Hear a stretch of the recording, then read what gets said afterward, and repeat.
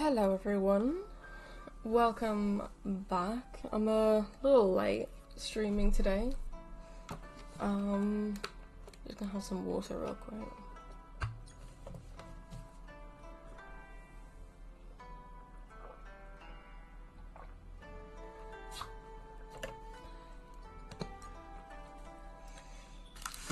Ooh, hello.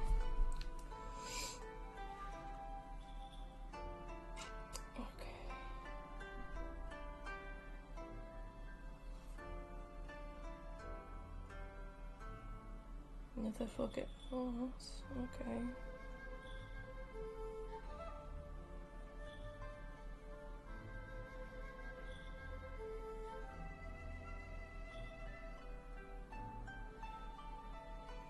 Why do they keep doing that? I don't get it.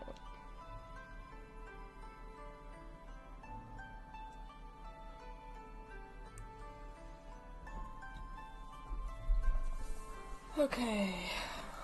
We are back, guys.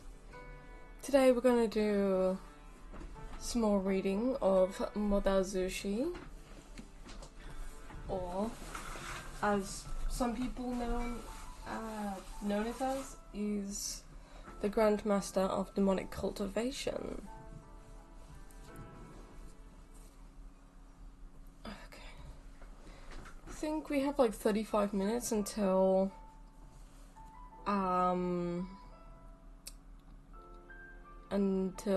the next banner comes out on Star Rail. So I'm just gonna quickly do some stuff on Star Rail on my main account, so I don't think it'll show my thing, my UID. So as long as I don't show my UID, I'm fine.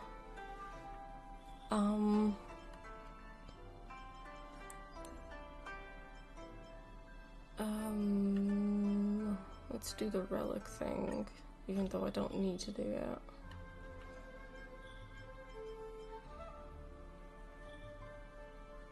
Is there any other ones that I've leveled up?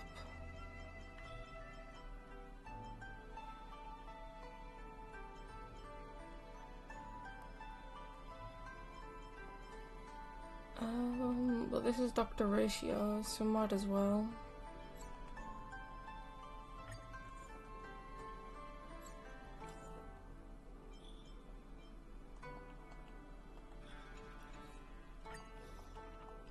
Okay.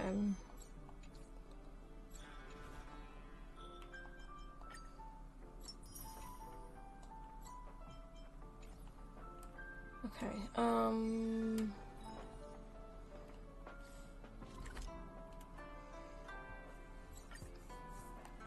think one of them was to do the simulated universe.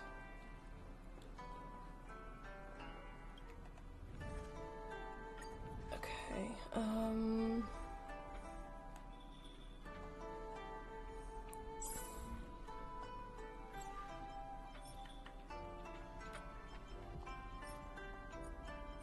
Broken Keel. Okay.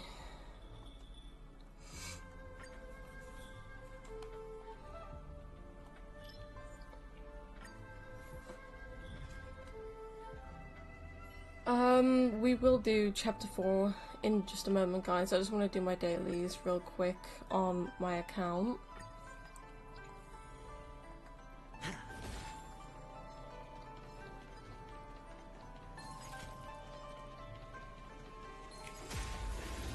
And I don't know why chat is being weird. Bust?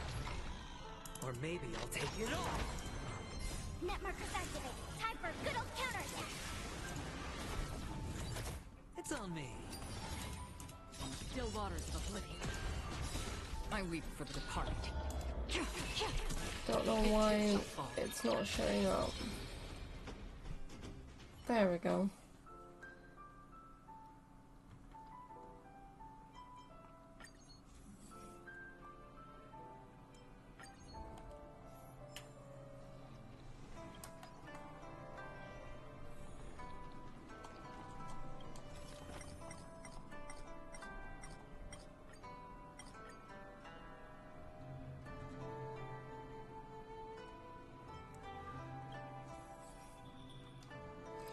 at this point, I don't really care which one you actually put on. I'm just trying to do Simulate the Universe quite quickly.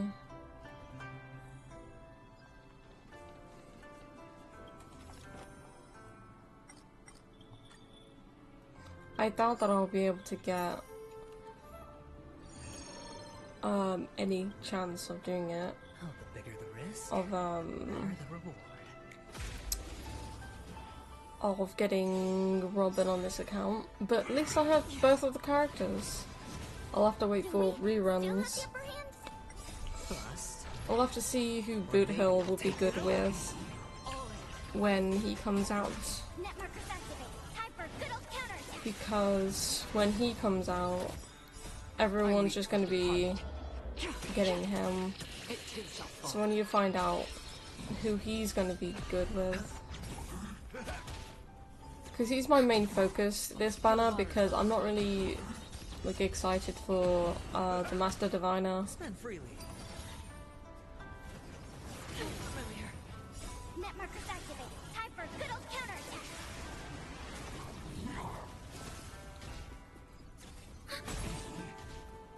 Still waters of oblivion.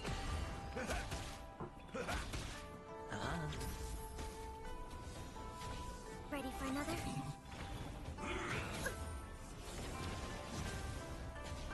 Destined for oblivion. It's on me. Bust. Or maybe I'll take it off. Watch your head. I weep for the departed. It too shall fall.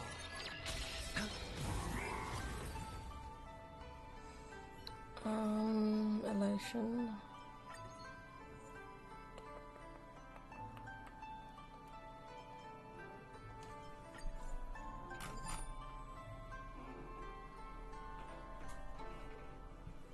Okay. Do I have any of these? Yes, I do. I'm just gonna do that. Just because I need to figure out what I want to do with Aventurine.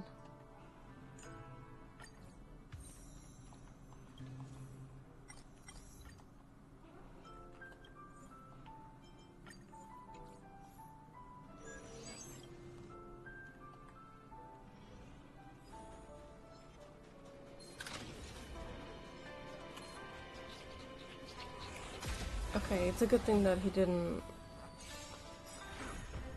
go over to the other guy, because I really hate trotters during Simulate the Universe, because their effects are quite weird. Waters of oblivion. Spend freely.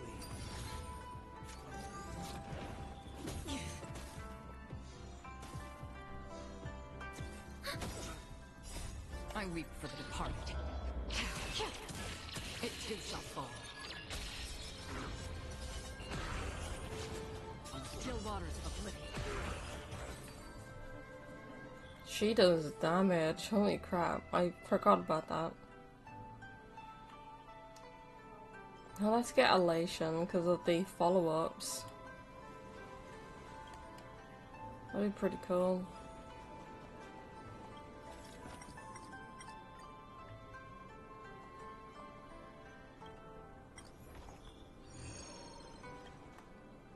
Oh, the bigger the risk, the better the reward.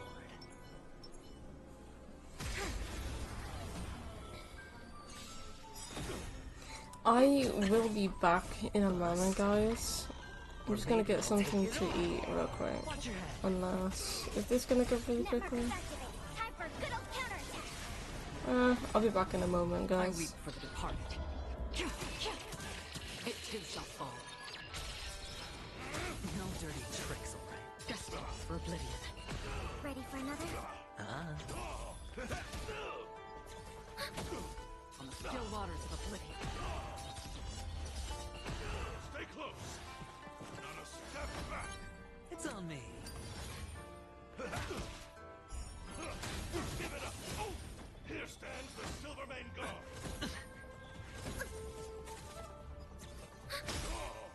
Net markers activate. Time for good old counterattack. Still waters of oblivion. All in. I weep for the departed. It too shall fall.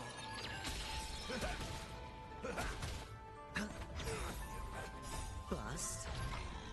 Or maybe I'll take it all.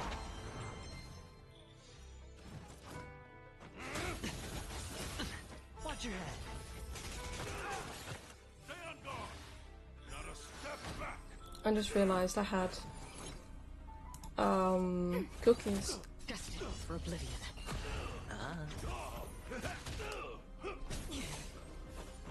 No dirty tricks, alright. Net markers activate. Time for good old counterattack. Still waters of oblivion. Spend freely. Bust. Or maybe I'll take it all. All in. I weep for the departed. It too shall fall. Ready for another? On my mark. Here stands the Silvermane God. Destined for oblivion. Not a step back. Still waters of oblivion. Give it up. How familiar. Here stands the Silvermane God. It's on me.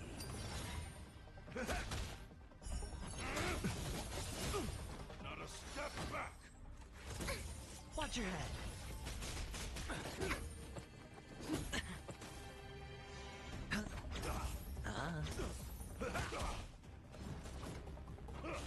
Give it up. Raise your spirits. Here stands the Silvermane God. Again. No dirty. All in. No dirty tricks. Step back. Bust. Or maybe I'll take it all. Just give it up. Here stands the Silvermane God. Watch your head. I weep for the departed. It too shall fall. Not a step back. Still waters of oblivion. Just give it up. Here stands the Silvermane God. My friends, indulge yourselves! Not a step back. Time to mix things up. Ready for another? Net markers activate. Time for good old counterattack. Just give it up. Here stands the Silvermane God.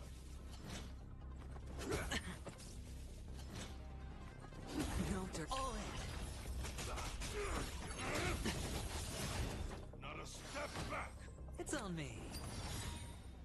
Bust. Or maybe I'll take it all. Just give it up. Here stands the Silvermane God. Watch your head.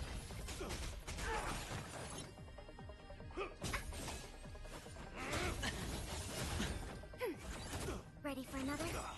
Net markers activate. Time for good old counterattack. I weep for the departed. It too shall fall. Spend freely. On the still waters of oblivion.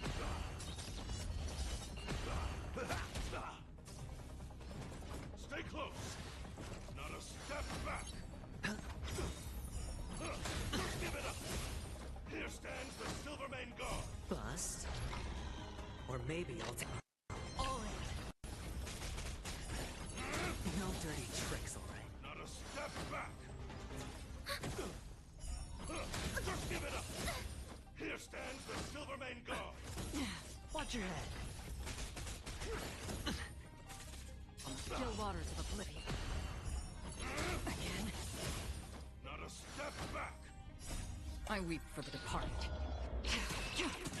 It too shall fall.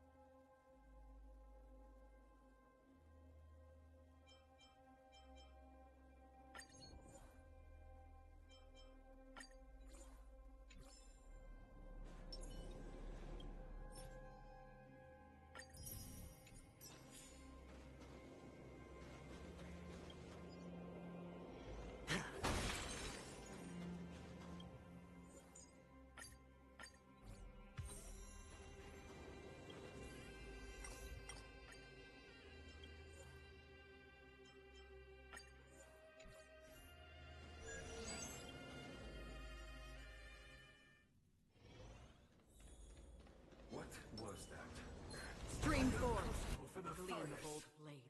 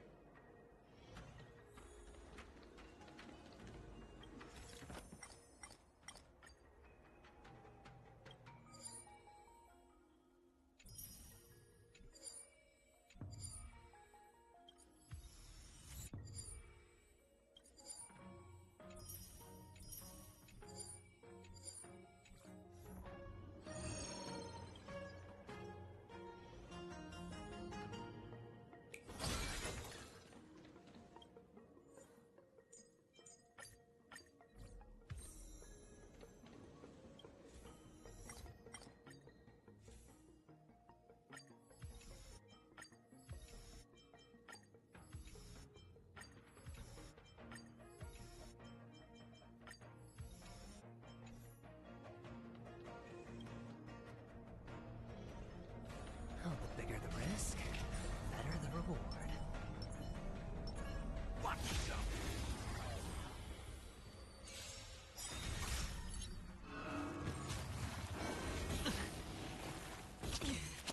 Do we still have the upper hand? Bust.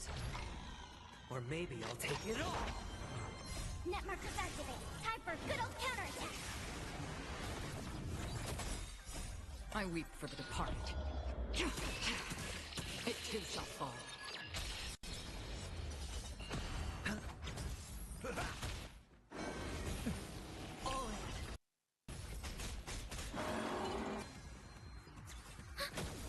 On the still waters of oblivion. Spend freely. Net markers activate. Time for good old counterattack.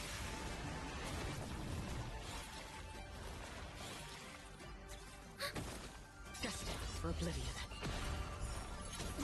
Watch your head.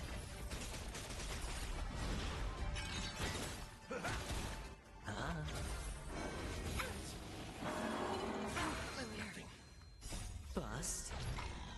Or maybe I'll take it all. I weep for the departed. It too shall fall.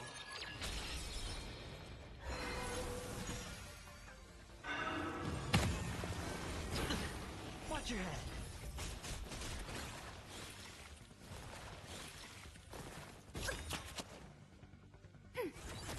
On the still waters of oblivion.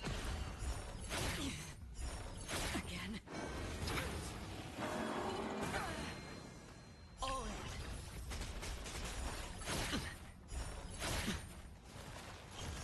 Time to mix things up. Net markers activate. Time for good old counterattack. Watch your head. Bust. Or maybe I'll take it all.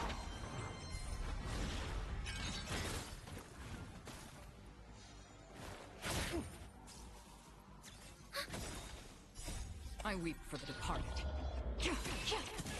It too shall fall.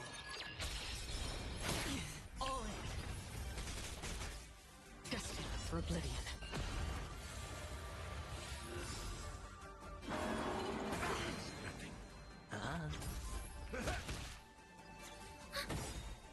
Net markers activate. Time for good old counterattack. Watch your head. On the still waters of oblivion.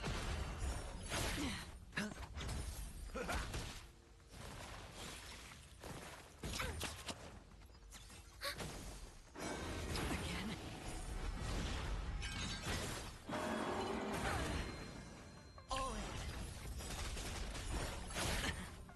Bust. Or maybe I'll take it all. Watch your head.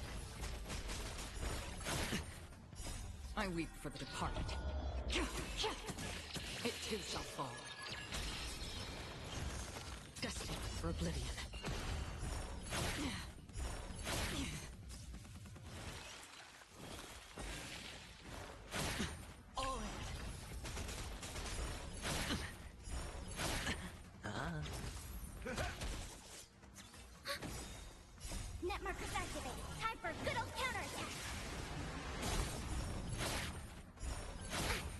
Watch your head.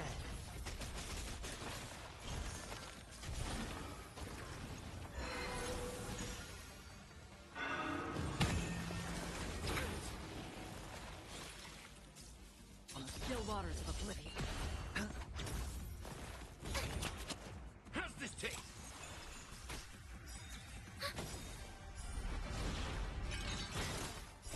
I weep for the departed. It too shall fall.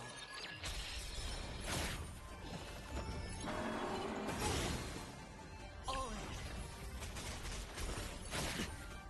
Bust. Or maybe I'll take it all. My friends? Indulge yourselves! Net markers activate. Time for good old counterattack. Watch your head. It ain't over. Destined for oblivion. Ready for another? I weep for the departed. It too shall fall.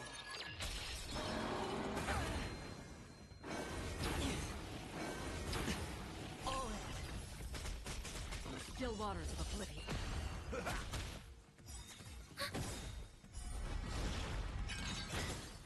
Net markers activate. Time for good old counterattack. Destined for oblivion.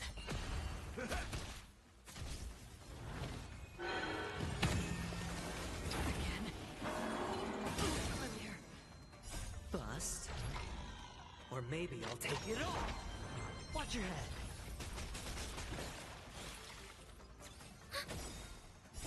I weep for the departed. It too shall fall. Spend freely.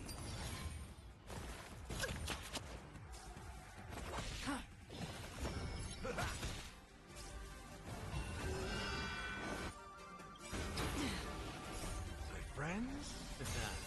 Indulge yourselves! All in.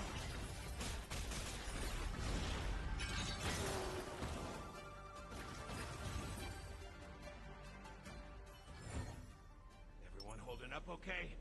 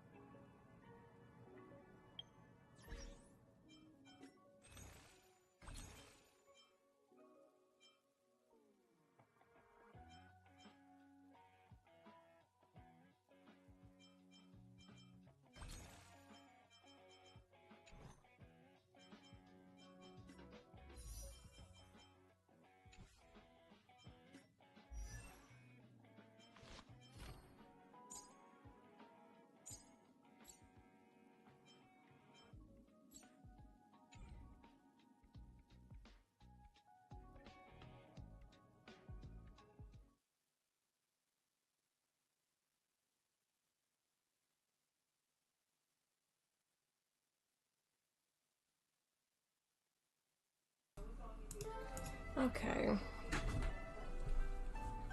Well, I know that I'm not going to be able to get it until the timer runs out, because we only have 9 minutes until it runs out. So I won't be able to try and get Robin on this account. But eventually she'll do a rerun, and I'll try and find some more teams to sort out. But for now, I'm going to keep on saving up now for Boot Hill.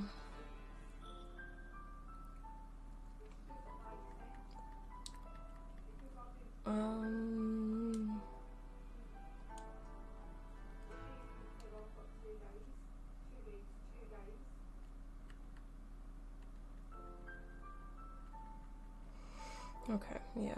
Won't be able to do anything until then. Alright. Well, we are now gonna start with the novel reading.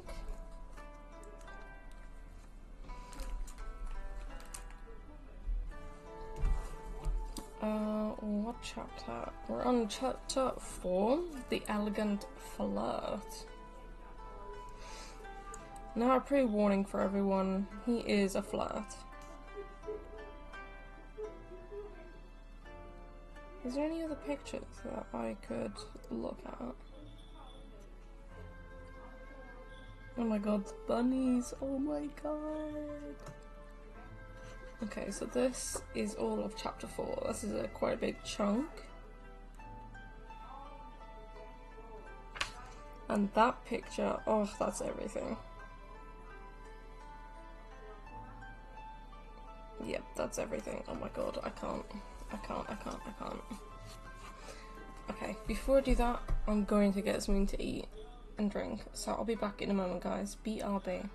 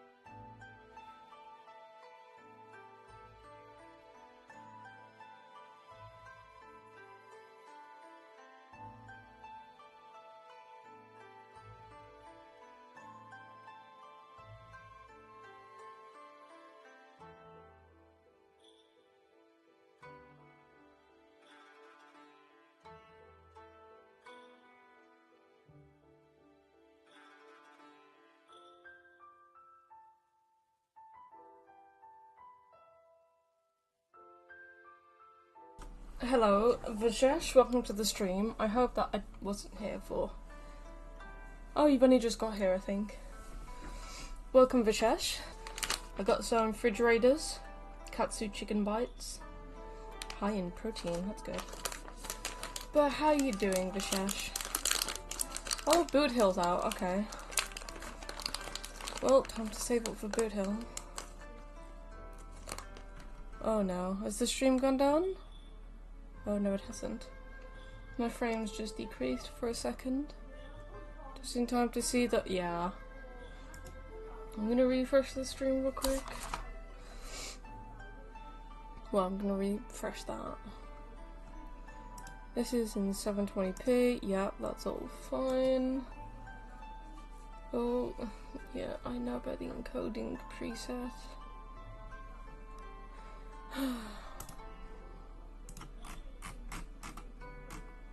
Okay.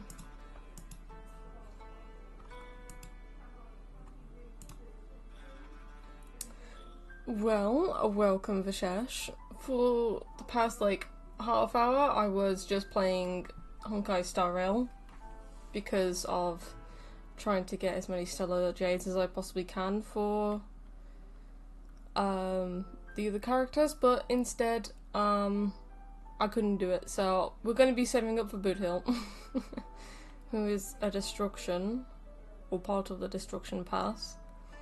Fuxian is whatever that is.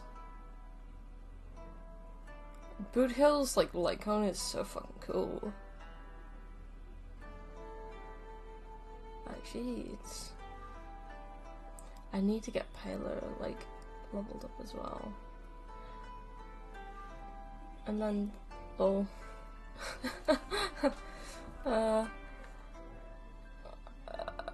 why? Oh, because that's the Galactic Baseballer thing. Okay, we'll have to do that tomorrow on the other account. But hey, guys, I completely forgot what I was gonna do.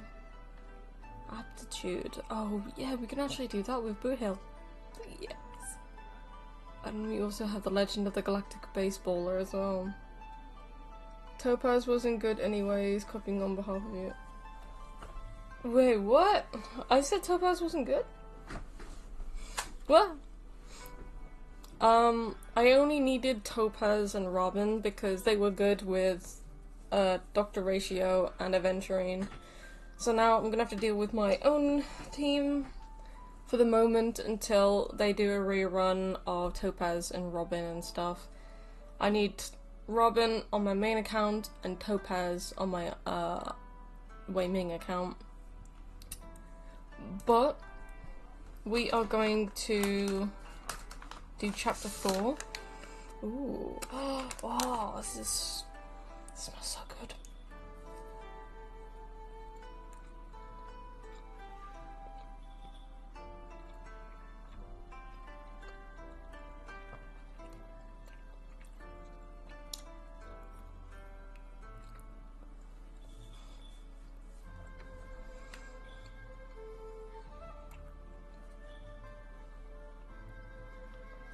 Oh yeah, oh yeah. 1 second, guys.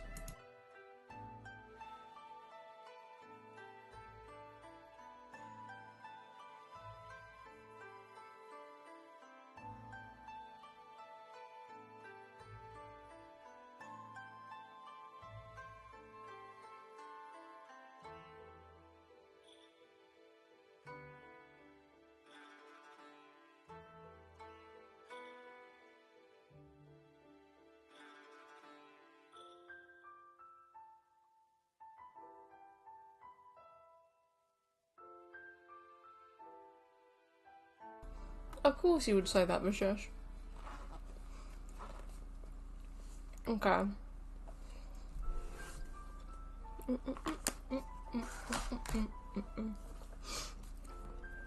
Okay. Chapter 4.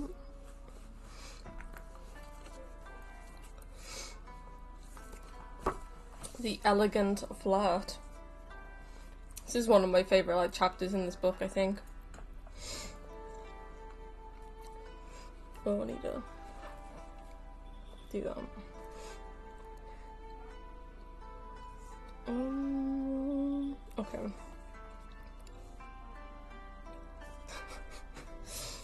The Lan Clan residence was located deep within a mountain outside Gorsor City. Within the gardens of waterside pavilions, charmingly dispersed, there were long, endless stretches of black-roofed white walls, shrouded in the mountainous mists year-round.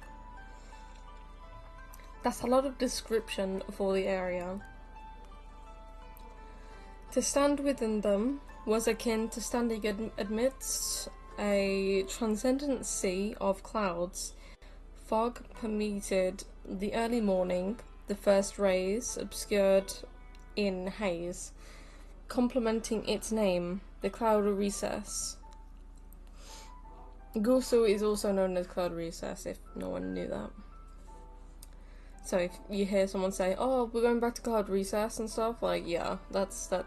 They're going back to Gorsor.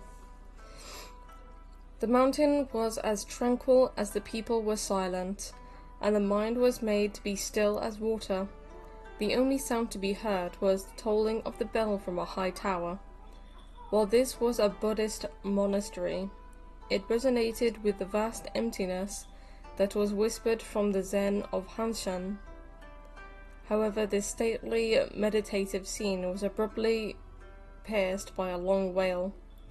With their morning studies and sword practice interrupted thus, it sent a shudder through the clan disciples, both familial and sect alike.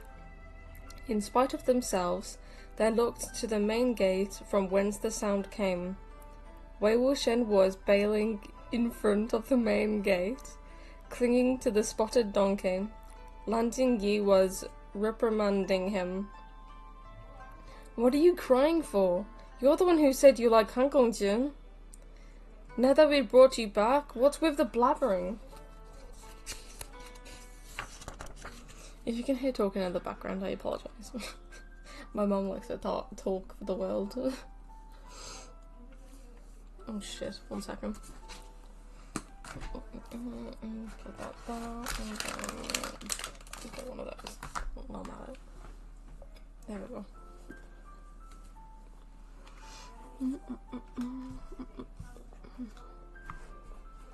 Oh.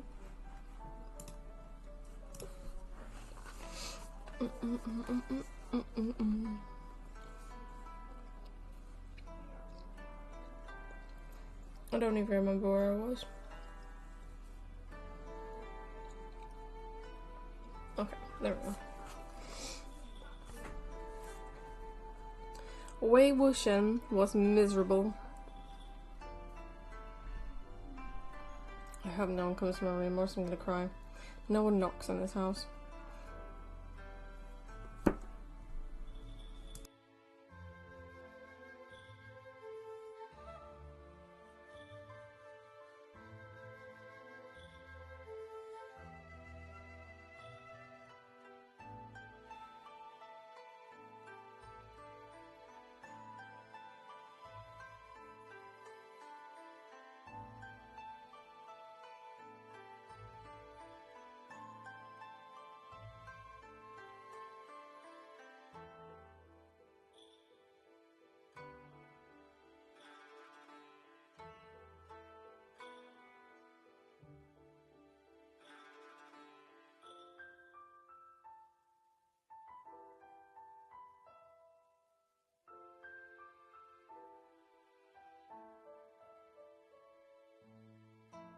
Yep.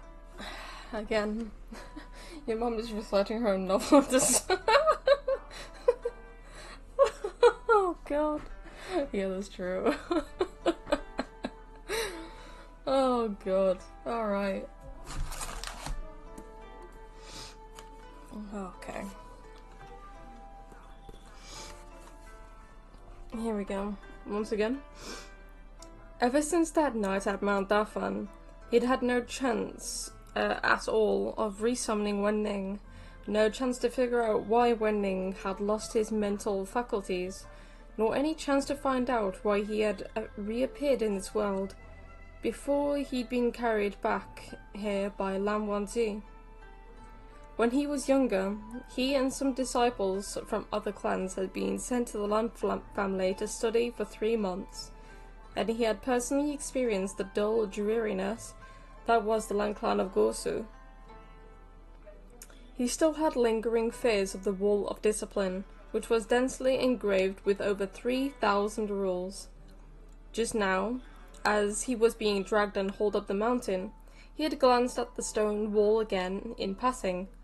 There had been 1,000 more rules engraved since, so it was now over 4,000. 4,000? He really doesn't like rules, and to be honest, 4,000 rules is quite a lot.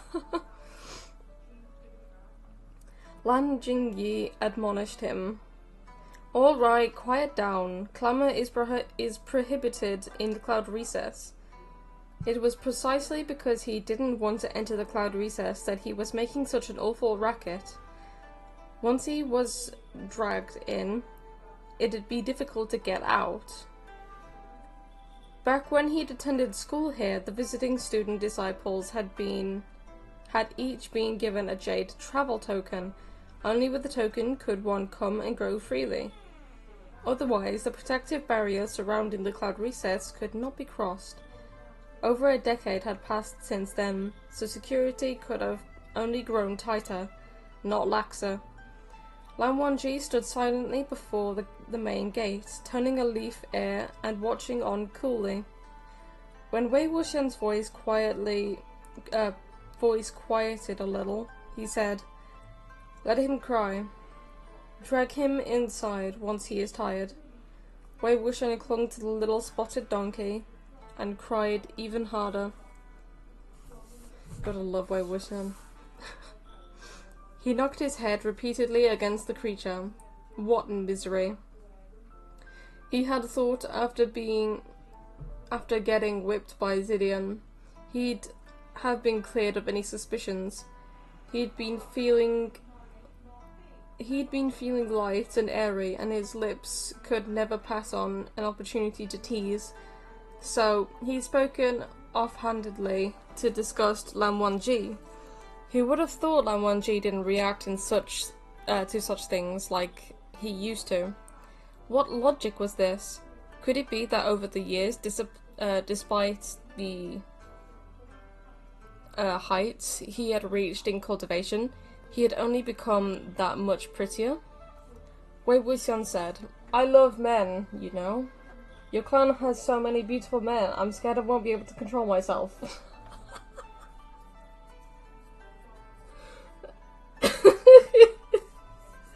Oh my god. Wei Wuxian, I swear.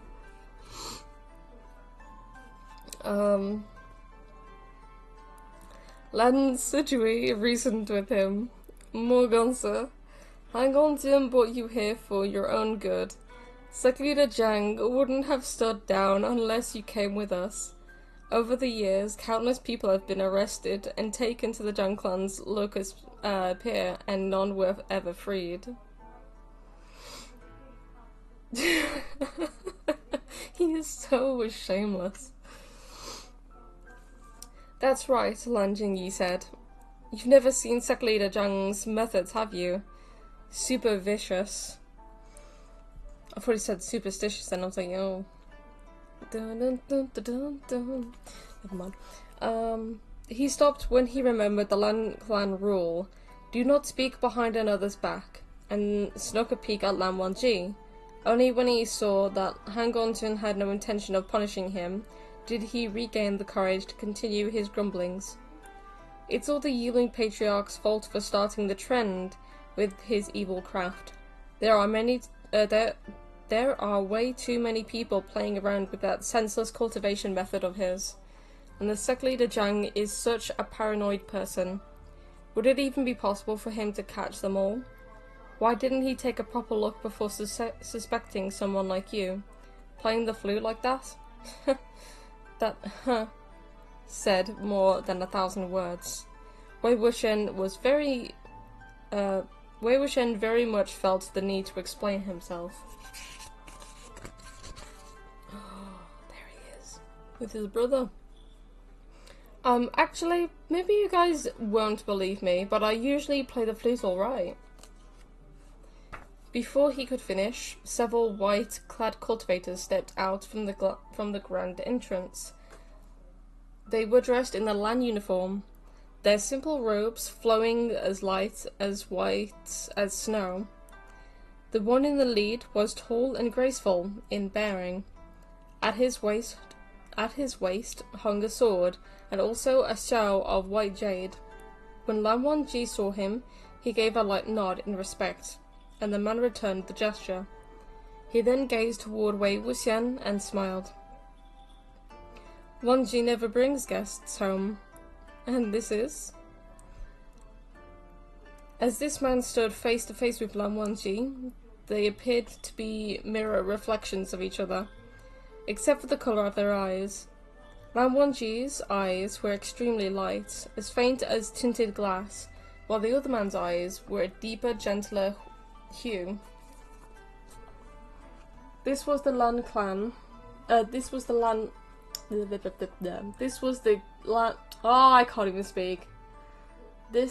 clan leader of the Lan clan of Gosu, Lan Huan. Basically, Lan Huan is Lan Xichen, who is also the brother, or the twin brother of Lan Wangji. His sobriquet was Zhuojun, and his courtesy name Lan Xichen. People were a product of their environment. The Lan clan of Gosu had always been renowned as a family who consistently produced handsome men, and the twin Jades were born of the head household of this generation, were especially striking.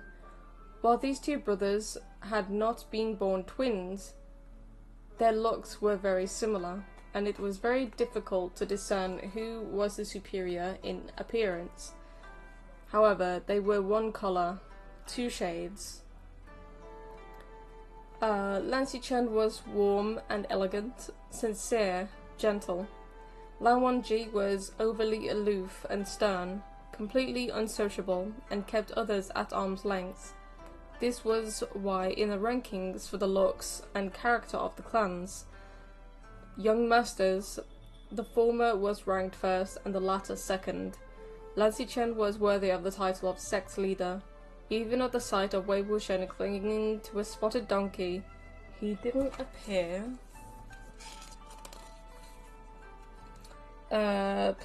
perturbed in the least. Grinning broadly, Wei Wuxian let go of the donkey and approached. The Lan clan of Gosu placed extreme emphasis on seniority and social ranking, so all he had to do was spew sheer nonsense at Lan Xichen, and he'd surely be beaten out of the cloud recess. Yet unexpectedly, just when he was about to demonstrate what he was capable of, Lan Wangji cast him a glance, and Wei Wuxian's upper and bottom lips became inseparable. Lan Wangji turned his head and continued to exchange words with Lan Xichen in full seriousness. Xiangxiang, you again take your leave to visit Liang Fengzhen. Okay, Liang Fengzhen is Jin Gongyao. I keep on forgetting these names. So whenever someone says Liang Fengzhen, that just basically means Jin Gongyao, who is absolutely annoying and no one likes him. Like someone was exactly rankings that leaders in terms of vlogs in the books world. Yeah. I think third place was Wei Wuxian and fourth place was Zhang Cheng. So all four brothers. So first place was Lan Xichen, second place was Lan Wangji, third place was Wei Wuxian, and fourth was Zhang Cheng. So yeah. Oh god.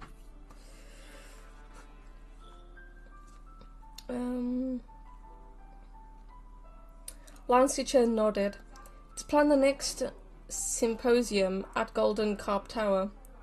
Wei Wuxian couldn't open his mouth, so he returned to the spotted donkey to stew in bitterness. Liang Fengzhen, courtesy name Jin Gongyao, was the current clan leader of the Jin clan of Lanling, and the only illegitimate son of Jin Gongshan, who had ever... Oh, I can't even read. And the only illegitimate son Jin Gongshan had ever recognized. Jin Gongyao was also Jinling's little uncle, being half-brothers with Jinling's father, Jin Zixuan. Jin Gongyao was also the elder half-brother, born of another different mother to Wei Wuxian's current identity, Mo Xianyu. They were both illegitimate sons, yet the difference between them was night and day. Mo Xianyu slept on the ground and ate leftovers at the Mo Manor, while Jin Gongyao sat upon the highest seat of the cultivation world, with all those below at his beck and call. He could invite Lan Xichen for a visit if he so wished, could organize a symposium if he wanted. However, it was no surprise that the two leaders of the Jin and Lan clans shared such a close friendship. Yeah, right. After all, they were known to be sworn brothers. Yeah, fuck you. Shufu had taken what you brought back from the Mo estate for examination, Lan Xichen said. Shufu basically means uncle. So whenever someone says Shufu, they're just talking about their uncle. Fangirling is eternal. Very. Oh, God. Wei Wuxian's ears perked up at the mention of the Mo estate. But then he felt his lips part. Lan Xichen had removed the silencing spell and turned to Lan Wangji. It is rare for you to bring anyone back home, and also to appear so happy. Treat your guest well. Do not be like this. Okay, so basically, Lan Wangji never smiles, like, ever. He doesn't really show emotions, and he's, like, a by-the-books type of, like, person. Or at least he used to be before this. And, the only time that he will ever show emotion is like near to the end when he smiles with Wei Wuxian. However, no one can know what Lan Wangji is thinking or feeling because he's just like a straight face, feels like he's very cold, and he just wants to like glare at everyone. Which is why people don't really get close to him. But his brother, Lan Xichen, knows exactly what he's thinking and feeling. So when he said happy, when he thinks that Lan Wangji is happy to bring him back to his house, he has like a really straightforward face. Like straight face. Like he's not showing any emotion at all. But for some reason Lan Xichen can easily figure it out for some reason. I don't know how. Maybe a brotherly thing, because they've grown up together and everything, but at the same time, yeah, no one knows what he's thinking or feeling, only Lan Xichen, until he smiles at Wei Wuxian later on in the story, so, yeah. Oh, God.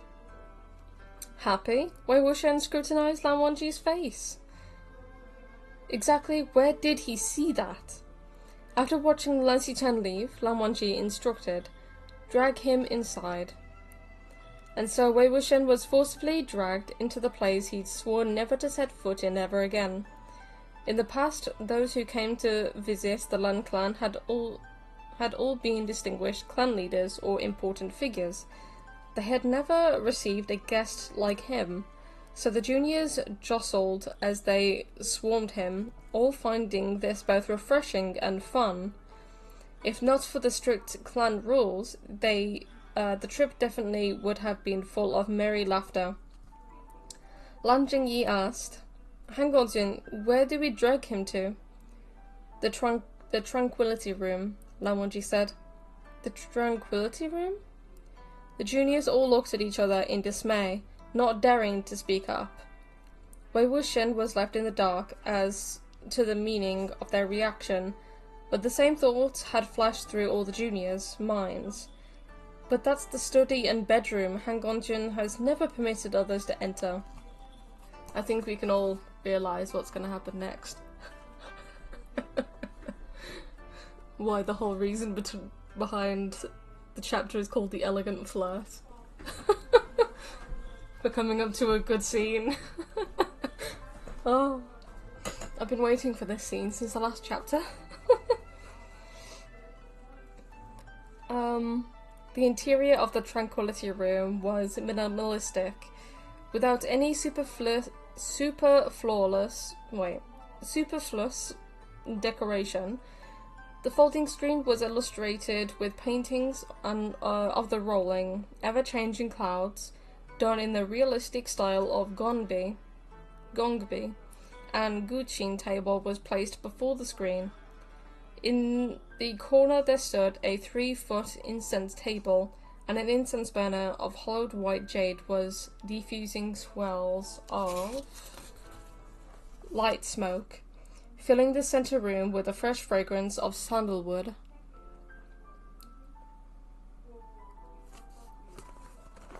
Okay. Lan Wangji went to discuss business with his uncle, and Wei Wuxian was pushed into this room. Lan Wangji had only just left when Wei Wuxian took the opportunity to slip out right after. He strolled around the cloud recess and found that, just as he expected, even if he could scale the multi-meter-high white wall without the jade travel token, he'd still get thrown down by the rebound of the barrier and immediately attract the attention of the nearby patrol. And so Wei Wuxian could only return to the Tranquility Room. He never really got anxious when faced with problems, so he paced back and forth inside the Tranquility Room with his hands folded behind his back. Confident he'd come up with a counter-solution sooner or later. The refreshing fragrance of sandalwood was cool and clean,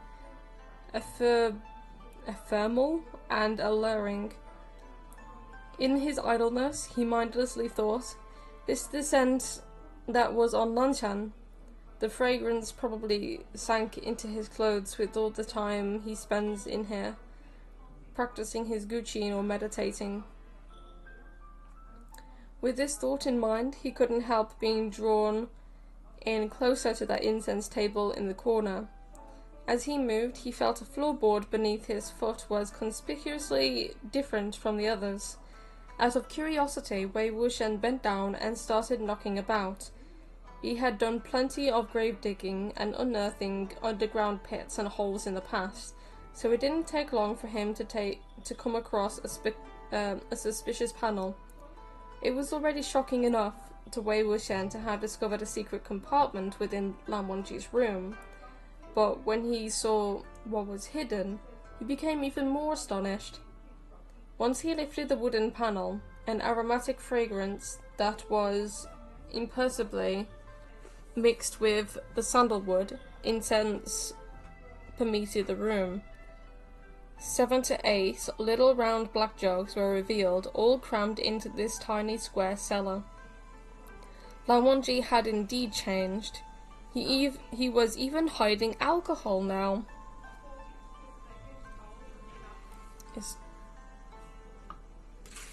Oh, 1 second, guys.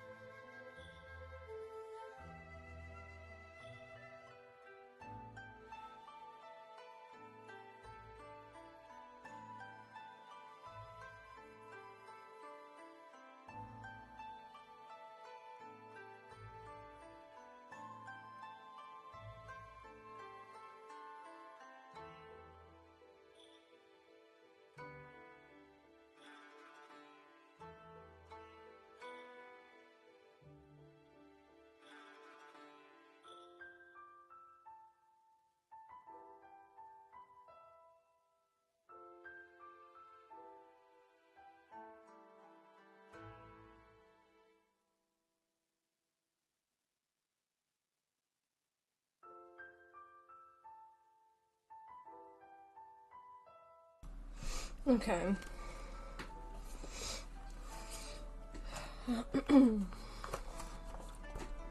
Where was Wei?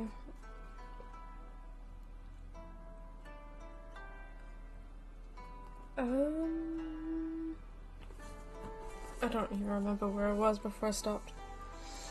Okay, here we go. Alcohol was prohibited at the Cloud Recess. It was because of this very rule that the two of them had a little fight upon their first meeting, during which Lan Wangji spilled a jug of Emperor's Smile that Wei Wuxian had brought back from Gusu City, which was nestled at the foot of the mountain. After his return to Yunmeng from Gusu, Wei Wuxian never again got the chance to taste his famous and exclusive brew of Gusu. It was something that stayed on his mind for an entire lifetime. He always said he'd come back and try it if there was a chance, but that never panned out.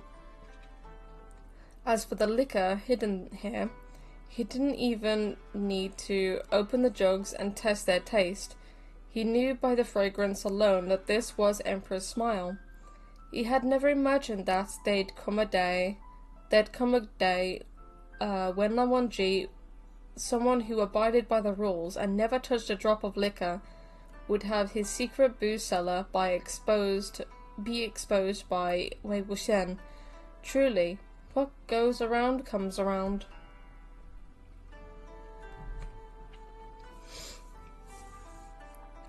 Wei Wuxian sighed emotionlessly as he downed a full jug.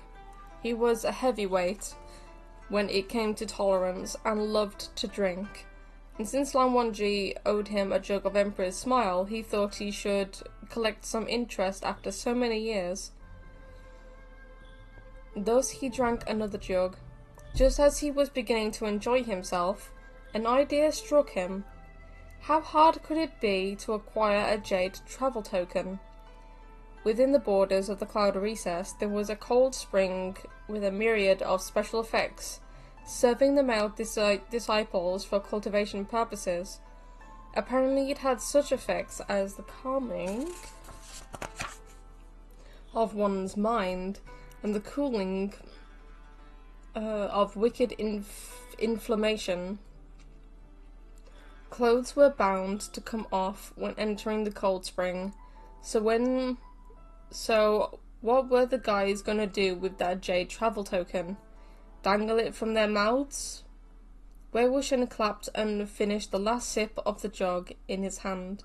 He looked around, but surprisingly did not find anywhere to toss the jugs, so he filled the two empty vessels with water and sealed them like they had been before, then stuffed them back into the cellar and closed the floorboard.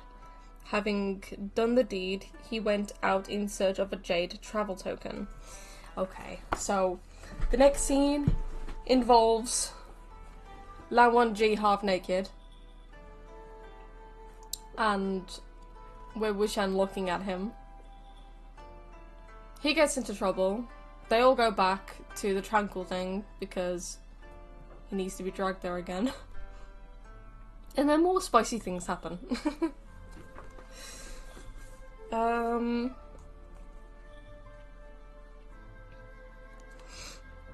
forgot where I was at. Okay.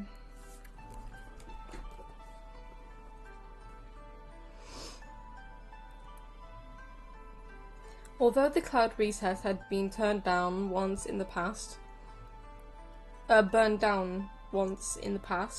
before the start of the Sunshot campaign, its layout hadn't changed after the reconstruction. Wei Wuxian relied on his memories to navigate through the quiet, winding paths. And it didn't take long before he found the serene and secluded cold spring. The sect disciple guarding the spring was standing quite a distance away. There was another designated area for the female cultivators, so they didn't use the facilities here, and there was never anyone in the Lan clan who dared do something as shameless as peeping. Thus, security wasn't strict and was extremely easy to deceive. perfect for Wei Wuxian to go be shameless himself. Just as luck would have it, a set of white robes were laying on top of a white rock behind the thickest of eupatorium grasses. Someone was already here. This set of white robes was so neatly folded that it made one's hair stand on end. It was like a square piece of tofu. Even the forehead ribbon was meticulously laid. When Wei Wuxian reached in to rummage for the jade travel token, he almost felt bad for messing it up. He casually cast a glance at the spring and suddenly couldn't look away. I wonder why. He gonna mug naked dudes. Oh, that's funny. Wicked evil fire is a cause of illness in traditional medicine, but also serves as slang for arousal. Okay. The water of the cold spring was bone-bitingly freezing. Unlike hot springs, there was no steam to obscure vision, so he had a clear view of the upper back of the man in the spring. The man in the water was tall in build and fair of skin, his hair long and ink black, dripping and gathering to the side. The lines of muscle running down his back to his waist were smooth, graceful, and full of power. In short, a beauty. However, Wei Wuxian was most definitely not someone unable to avert his gaze when stunned by a bathing beauty in the first place, and it wasn't as if he were actually into men. No matter how beautiful this man was, it was because there was genuinely something in particular on the man's back that he was unable to look away.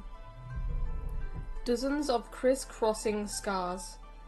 Those were the type of marks left behind a discipline whip. Among the Cultivation clans, there was a type of discipline whip that was used to punish Scion disciples of the head family. It was reserved for those who had committed the most grievous of mistakes, and after such punishment, the scars would never fade. While Wei Wuxian had never experienced this particular lashing himself, Zhang Cheng had. Wei Wuxian had racked his brain to help him lighten that humiliated mark, but all efforts had been fruitless. Wei Wuxian would never mistake the sight of such a scar. So we're gonna find out later on in the story why Lan Wangji has these scars on his back and why he was whipped. But we won't find it out until later on. Way later on. Usually a couple of lashes from the discipline whip was already a severe lesson, enough to engrave it into one's memory forever, never to commit the same wrongs again. But there were a minimum 30 discipline whip scars on that man's back. What heinous crime had he committed to get whipped like this? And if it truly was so heinous, why hadn't he been executed outright to purge the sect of such corruption? I wonder why.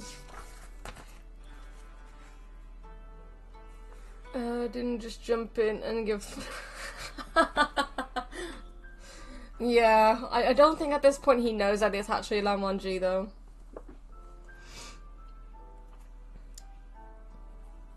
Here we go. Just then the man in the spring turned around. Below his collarbone, near the heart, was a conspicuous mark from a branding iron. We're also going to be learning about the mark on his chest later on down the line as well. There is a very specific reason why he also has that branding on him. But yeah, we'll find that out later. When Wei Wuxian saw that brand, his surprise reached new heights. The brand had stolen all of Wei Wuxian's attention, leaving none to spare a look at the man's face. It made him question whether his eyes were mistaken. Even his breathing quickened.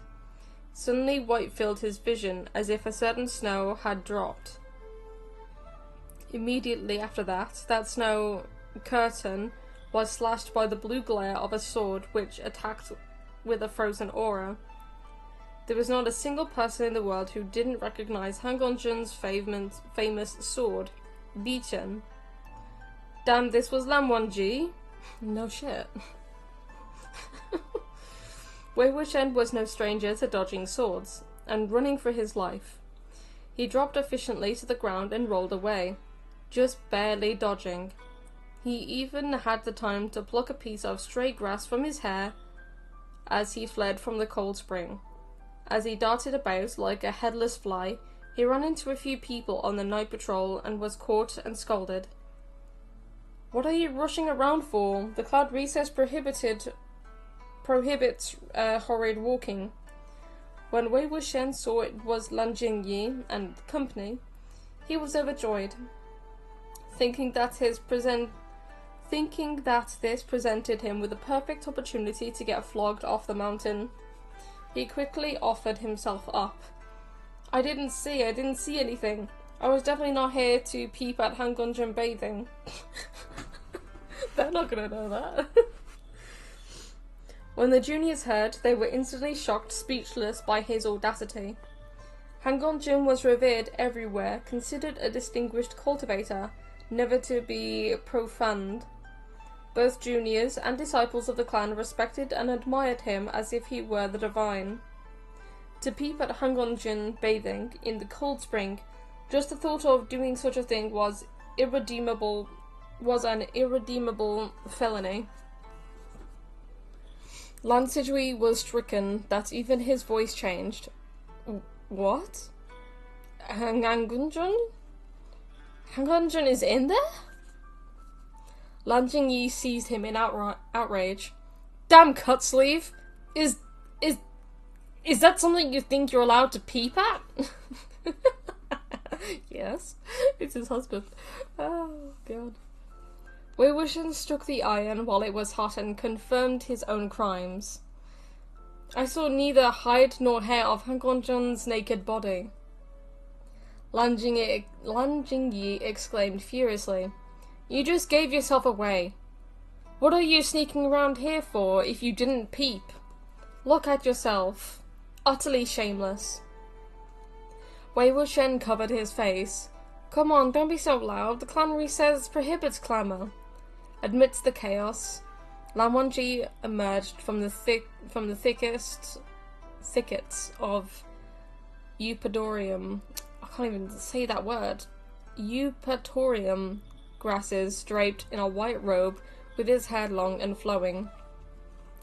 While they were arguing, he had already redressed himself in a neat and tidy fashion, but Bichen was yet to be sheathed. The juniors hurriedly bowed. Lan Jingyi quickly said, "Hangonjun, this Mo Shan Yu truly is despicable. You brought him back because of his assistance at the Mo estate, but he... Wei Wuxian thought he'd surely crossed the line enough to get kicked out this time, but unexpectedly, Lan Wonji only cast a nonchalant glance his way. After a moment of silence, Bichen was sheathed with a resonant shink. Everyone dismissed. 2 simple words, yet spoken with extreme authority and without room for objection. The crowd immediately dispersed. As for Lan Wonji, he calmly, leisurely picked Wei Wuxian up by the back of his collar and dragged him all the way back to the Tranquility Room. I wonder what will happen there. Way more shameless than that. In Wei Wuxian's previous life, the two had been similar in stature, both slender in build and notably tall in height. Back then, Wei Wuxian had only been shorter than Lan Wonji by a tiny bit, and when he had stood side by side, the difference had been barely noticeable. However, the situation has changed when he was roused back to life in this body. While he was still considerably taller than average folk, he was more than a full 5 meters shorter than Lan Wonji.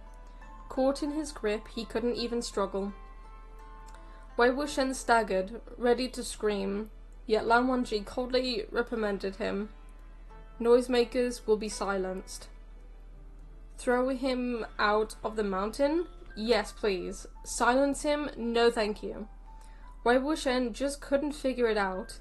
Since when had the Lan clan started tolerating such shameless crimes as peeping at their most distinguished cultivator in the bath? Was that even something that could become tolerable? Lan Wangji carried him into the tranquility room and went straight for the inner chamber, throwing him onto the bed with a thump. Wei Wuxian, "Ayya!" as he landed, and couldn't get up for a moment, squirming as he did. He had the thought to whine coquettishly to raise Lan Wangji's hackles, but when he looked up, Lan Wangji was looking commandingly down at him, standing there with beacon in hand. Oh my god. I am not gonna say what I'm thinking. To be fair though, I think Wei Wuxian was like used to it by now, with him doing that. He was used to seeing Lana Gonzo with his hair and forehead ribbon fastened, orderly and methodical, not a single piece out of place. The sight of him now, slightly loose black hair, thinly robed, was something he had never witnessed before, so Wei Wuxian couldn't help but take a look or two.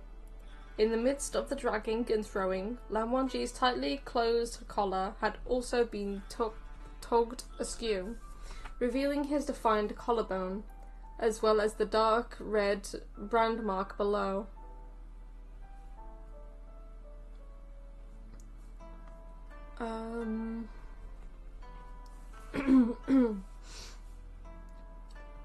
At the sight of the brand mark, Wei Wuxian's attention was stolen again.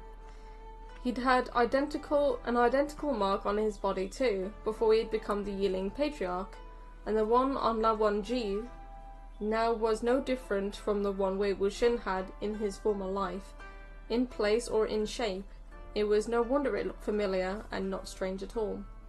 So, we're going to find out in the past how Wei Wuxian had this mark on his chest, and we're also going to find out why Lan Wangji also has it now on his chest in the present time. So basically that's one of the reasons why that mark looks familiar to him, because that mark was on him in his previous life, basically. Used to it, like being used, starting exercise. Oh, I'm not commenting on any of that. Speaking of, it wasn't only that brand mark that was strange. There was also the 30-some lash marks from the discipline whip on Lan Wangji's back. From a young age, Lan Wangji had made a name for himself. He was highly commended and the most orthodox of the distinguished orthodox cultivators of the twin jades, in whom the Lan clan of Gorsu possessed intense pride. His every word and action were regarded by the elders as the benchmark of disciple. What? Regarded by the elders as the benchmark for disciple excellence. So, what unforgivable crime had he committed to garner such a severe punishment? Over 30 discipline whip scars was literally being lashed to death. And once the scars were on the body, they would remain for a lifetime. It was so the punished would never forget. I can't even speak. I'm literally making up words at this point. It was so the punished would forever remember their crimes, never to commit them again. Following his gaze, Lan Wangji lowered his eyes and tugged at his collar, concealing his collarbone and hiding the scars. He was once more the cold as ice Hanguljian. Just then, the somber tolling of a bell sounded from the distance. The rules of the Lan clan were strict, their daily routine rigid, rest at high time, the beginning of night, and rise at mo time, the morning twilight. The toll of the bell served as a reminder. Lan Wangji listened closely until the tolling ended, then turned to Wei Wuxian. You will sleep here. So, basically, the Lan clan is that strict that they go to bed, I think, at like 9 PM. And I think wake up at like 7 AM or 6 AM, I can't remember now. But yeah, that was like their strict schedule. And Wei Wuxian does not follow that schedule entirely. He turned into the room next door without giving Wei Wuxian time to respond, leaving him sprawled on the bed alone and confused. It wasn't like he hadn't considered the idea that Lan Wangji had guessed who he really was. It was just that such suspicion made no sense from him. The sacrificial ritual was forbidden magic. Those who knew of it was extremely few in number to begin with. Over the years, any written knowledge passed down was at best fragmentary passages without any practical use. Practitioners of such magic dwindled more and more as time passed. He knew where Mo San Yu had gotten his hands on those secret manuscripts in order to summon Wei Wuxian. There was no way Lan Wangji could have recognized him solely based on the bit he'd played on that crappy flute, could he? Oh, he did. And it wasn't like the sound, well, it was the sound of the flute, but it was the music that he played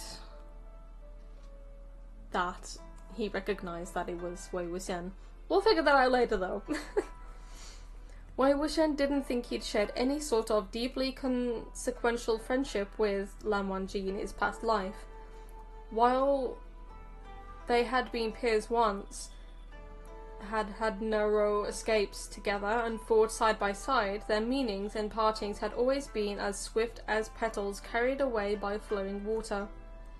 The Lan Wangji was a disciple of the Lan clan of Gosu, and that predetermined him to be elegant and righteous without fault, completely incompatible with Wei Wuxian's personality. Wei Wuxian felt their relationship couldn't have been called bad, but he could hardly pretend that it had been good.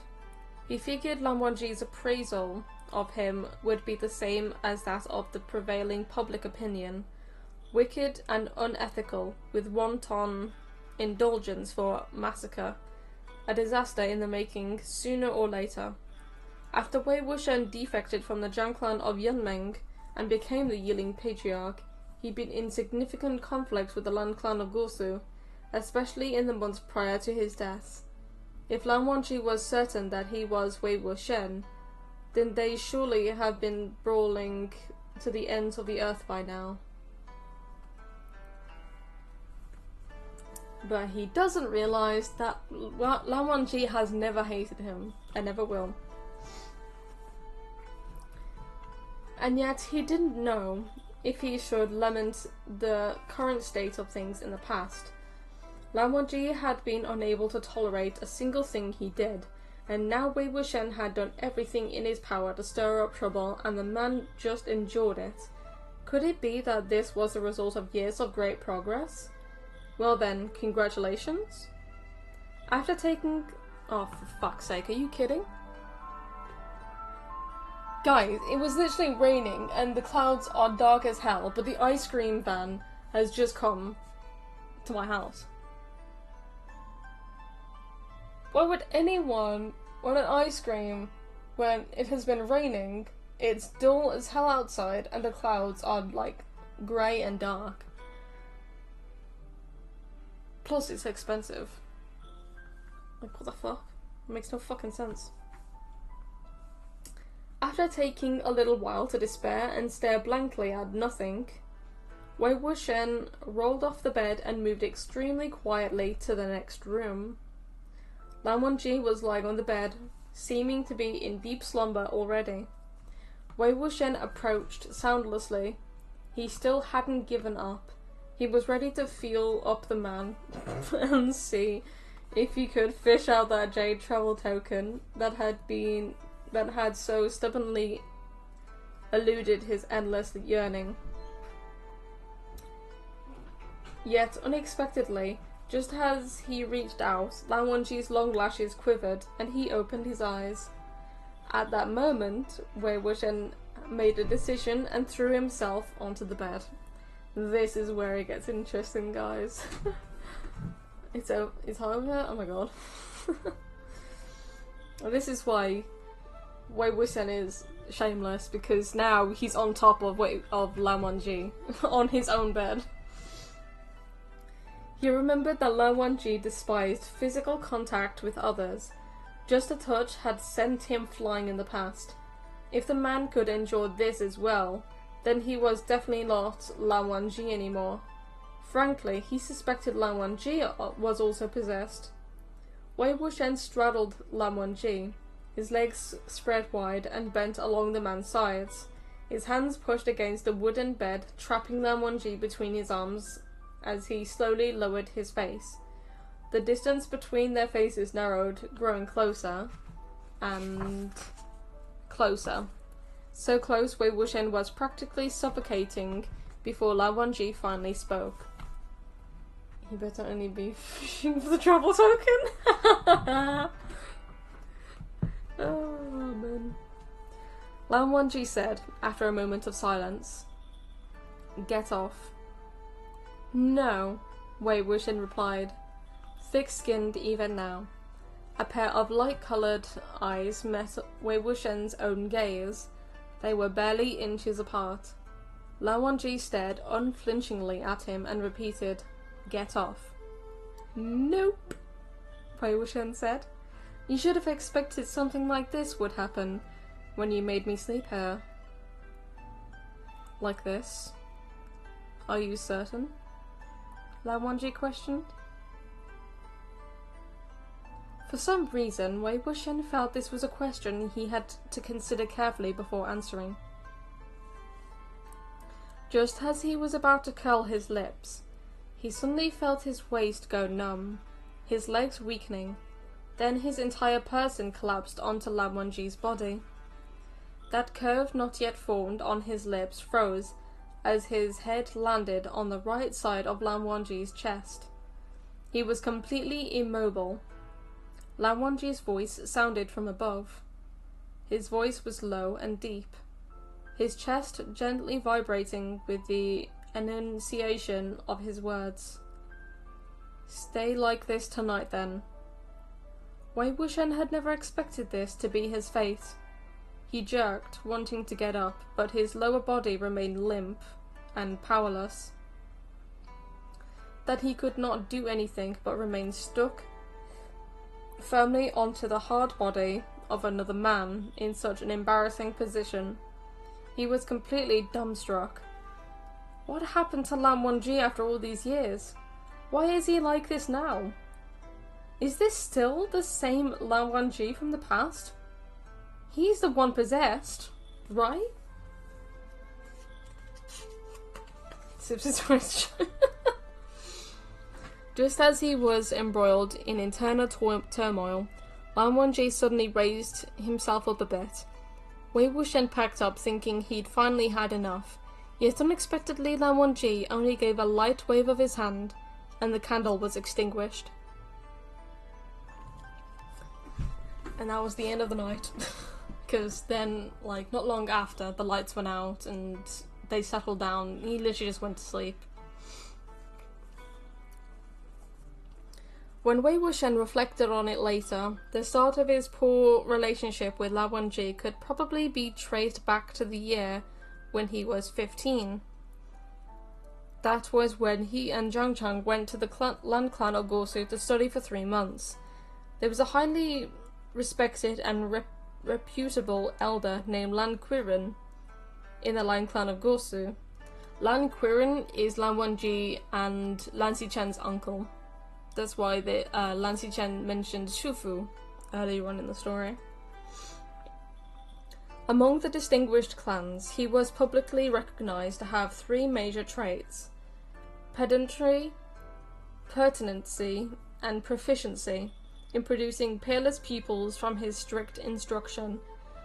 The two items kept many at a respectful distance, indeed even made some secretly abhor him. The latter item made many others stop at nothing to finagle their children into his classes.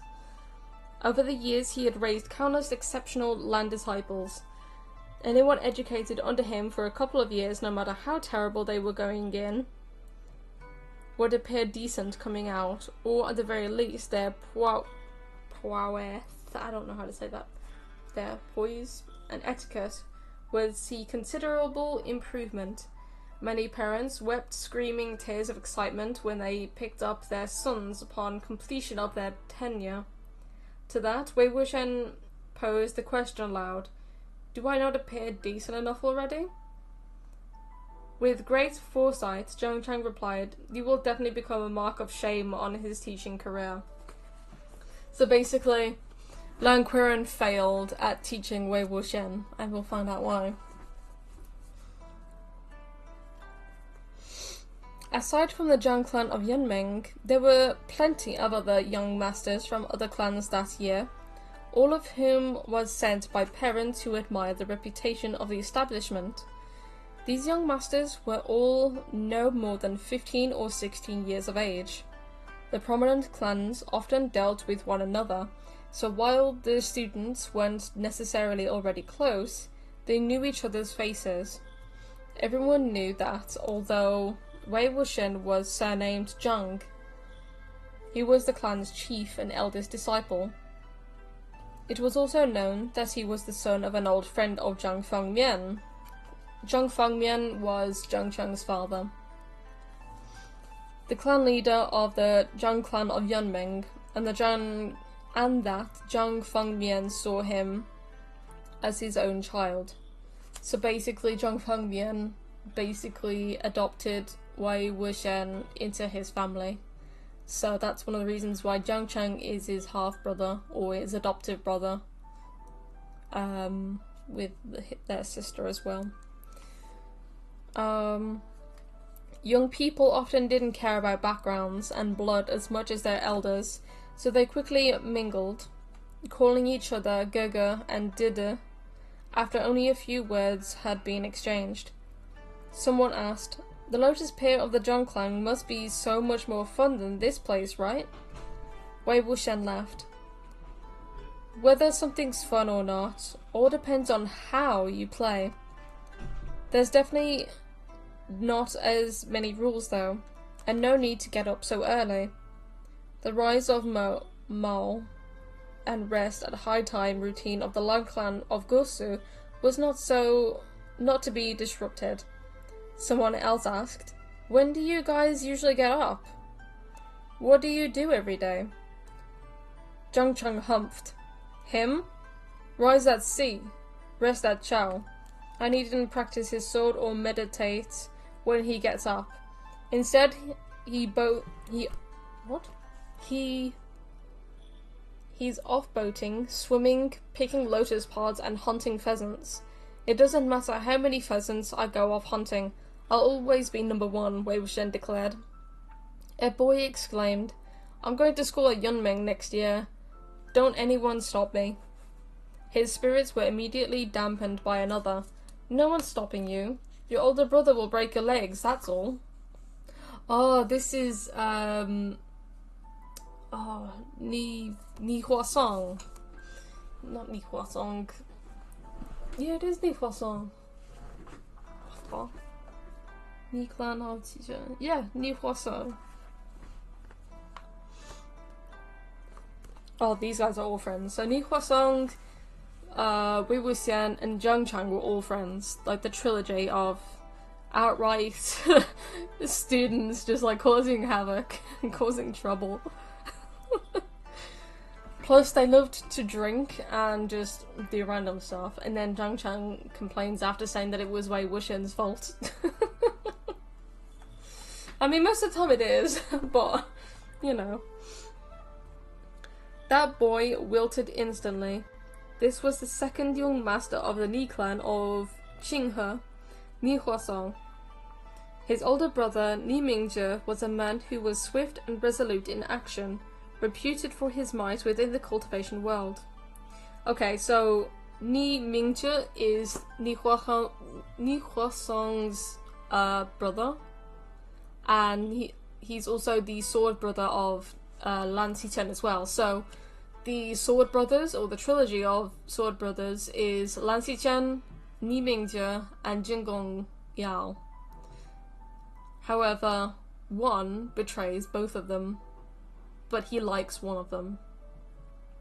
So, yeah. It's kind of confusing, but this is why I want to do reaction videos to the actual anime, or in Chinese terms, the Donghua. I would love to do reaction videos. If you guys want me to do reaction videos to these shows, let me know in the comments below, because I may do reaction videos to them, because I really, really want to see the videos of them. It's so fucking cool. Plus, Wei Wuxian is hilarious. Alright. Where was I? Ah, here we go. Although the brothers were not born of the same mother, they shared a close relationship. Ni Mingzhe was extremely strict when it came to educating his little brother, and was deeply concerned with his studies. This was why, although Ni Huasong greatly admired his older brother, he also feared Ni Mingzhe, bringing up the subject of schooling the most. Gusu is actually pretty fun too, Wei Wuxian said. Wei Xiong, listen to my heartfelt advice, Ni Huasong said. The Cloud Recess can't be compared to Lotus Pear. Now that you've come to Gosu, remember to never provoke a certain person. Who? Wei Wuxian asked. Lan Qiren. Oh, that's the question. Lan Qiren, question mark. Not that old man, Ni Huasong replied. The one you have to be careful of is his favorite disciple, Lan Chan. Lan Chan of the Twin Jades of Lan? Courtesy name Lan Wangji? Wei Wuxian asked. The current clan leader of the Lan clan of Gosu had two sons, Lan Huan and Lan Chan. Enjoying fame as the Twin Jades of Lan, they had been used since the age of 14 by the elders of various clans as role models to compare their own disciples to. Standing squarely under the limelight, thus their names resounded like thunder in everyone's ears. Ni Huasong continued, and that Lan Chan, he's the same age as us, but he's not as lively as a boy should be. Stiff and strict. He's the same as his Shufu, or worse. Oh? Wei Wuxian said. Is he a pretty good-looking fellow? Zhang Cheng snickered. Who among the lands of Gosu is ugly? When it comes to enrollment, that clan rejects disciples who don't have proper facial features, you know? Find one with an average-looking face and show me. You react to the Donghua? Yes! I'll have to try and see what I can do with the schedule. Oh shit, where the fuck was I? There we go. Okay. Particularly handsome, Wei Wuxian stressed and gestured to his head. Dressed all in white with a forehead ribbon and a silver sword on his back. Very pretty, but all stiff in the face, like he's mourning at a funeral. That's him, Ni Huasong confirmed. Then after a pause, but he's been training in seclusion, and only just returned yesterday. When did you see him? Last night. Last night? Zhang Chang was stunned. There's a curfew here at the Cloud Recess. Where did you see him? How come I didn't know? Over there, Wei Wuxian pointed. The place he pointed out was a high eave. Everyone was speechless. Zhang Chang's eyes were bulging, and he gritted his teeth. Causing trouble for me the first moment you get here? What happened? Wei Wuxian grinned widely. Nothing happened.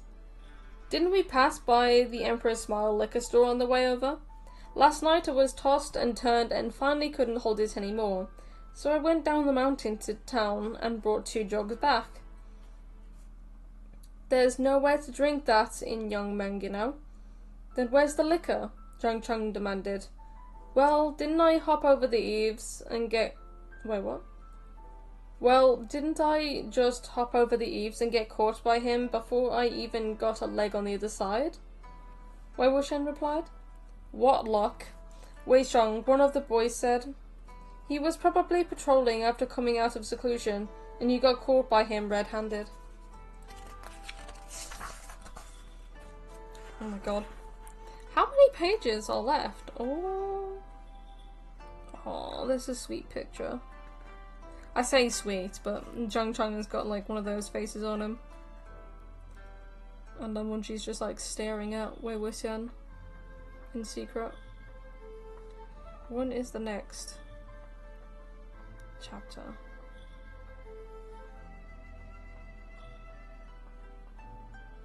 Oh, that's the bunnies.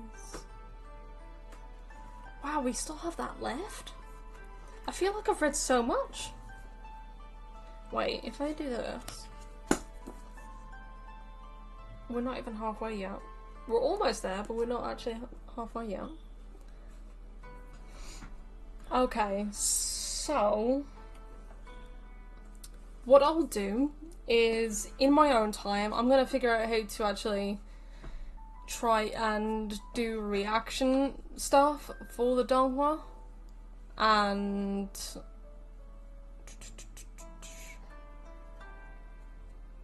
because of the book and everything, I think the first and second book, or third, actually most of the books, to be fair, are like season 1. And then season 2 will be later on down the line with the different novels. I'll figure a way how to add the donghua into the schedule. I'll probably do the, obviously, novel reading on the Wednesdays like normal, and then maybe Thursdays, just right after, I'll probably do a reaction for the donghua. We'll see how it goes and how much I read next week, and if I can try and get a reaction thing sorted for Modazushi, then I will make reactions for the actual donghua as well. But for now, I'm going to leave it off as we are now. We are at page 142. And where does the book end?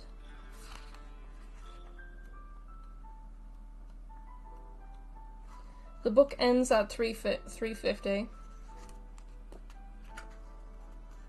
So, yeah. We're almost halfway. Not quite yet, though. But, yeah, guys. I'm just gonna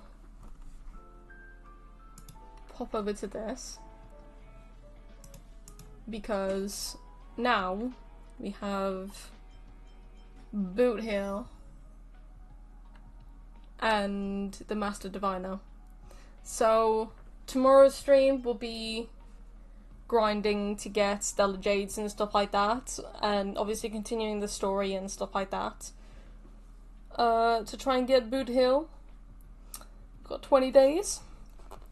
But I hope you enjoyed this video, guys, or this stream. Let's do this. For some reason, the chat isn't on the screen. Why? I wonder why.